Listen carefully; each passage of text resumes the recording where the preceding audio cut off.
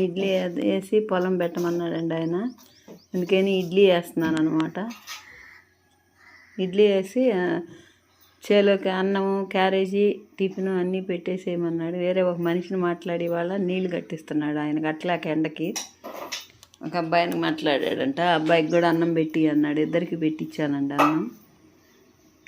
ఆయనకేమో ఆరులో పెడుతున్నాను, వేరే అతనికి ఒక బాక్స్లో పెడుతున్నాను అనమాట. కొంచెం మరంత తింటారు కదా కొంచెం పని చేసేవాళ్ళు, అతనికి వేరే బాక్స్లో పెట్టాను అనమాట. దాని నిండా పెట్టేశాను. వేడివేడిగా వండేసి దాన్ని నిండా పెట్టేసాను అనమాట. అతనికి కూడా దోసకాయ పప్పు చేసి బీరకాయ పచ్చడి చేశాను. అయ్యేమో క్యారేజీలో పెట్టేసా. కూరలు ఇద్దరికి సరిపోను. అదిగో పప్పు కూర గిన్నె నిండా పెట్టేశాను. పప్పు కూర, బీరకాయ పచ్చడి కొంచెం చిన్న బాక్స్లో పెట్టేశాను. వాళ్ళిద్దరికి సరిపోను.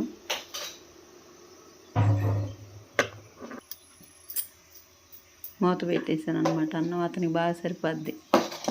ఆయన తినేది నేను తినేది ఆ గిన్నె అంతే, అది ఆయనకి. అయ్యేమో కూర పచ్చడి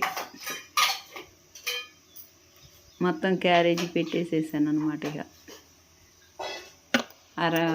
క్యారేజీలో పెట్టేసేసా. ఇడ్లీలు కూడా ఒక బాక్స్లో పెట్టేసి నాకు అక్కడ తింటాను ఆకలి కాలేదన్నాడు. అందుకని ఇడ్లీ కూడా అందులోనే పెట్టేసి కొంచెం పచ్చడి పెట్టేశాను ఆ గిన్నెలోనే. బీరకాయ పచ్చడి బాగానే ఉంటుంది పెట్టమన్నాడు, వేరే చట్నీ వద్దులే అని ఇంకా సర్దేశాను అనమాట. మొత్తం 3 సర్దేశాను క్యారేజీ.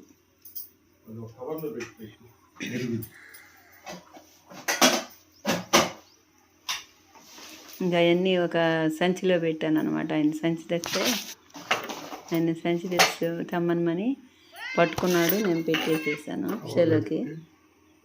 అది పెరుగు బాక్సు, అది పెరుగు బాక్స్ ఒక కవర్లో పెట్టలే అన్నాడు. అందుకని ఒక కవర్ చూసి ఆ కవర్లో పెట్టాను పెరుగు బాక్సు.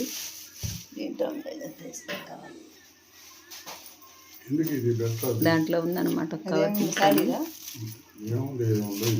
ఎన్ని చూసినా మంచి కవర్ దొరకలేదు. తర్వాత మళ్ళీ లాస్ట్కి దొరికింది ఒక కవరు, ఆ కవర్లో పెట్టాను అనమాట.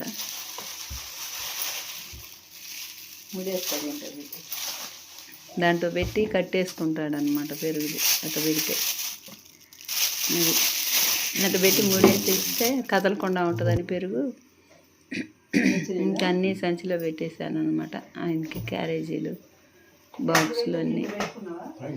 ఇంకా బయలుదేరాడు అనమాట చేలోకి వెళ్ళడానికి.